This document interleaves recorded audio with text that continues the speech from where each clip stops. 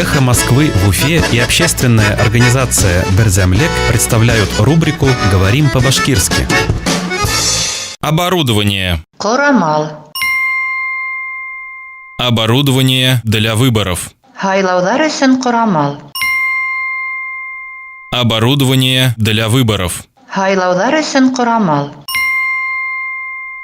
Председатель Центр избиркома Башкортостана заявил, что деньги, выделенные на оборудование для выборов, лучше потратить на пенсии. Башкортостандың Үзәк хайлау комиссиясе рәисе хайлаударга бүленгән корамалдарга сарыф ителгән аксаны пенсияларга тотыну яхшырак булыр дип белдерде.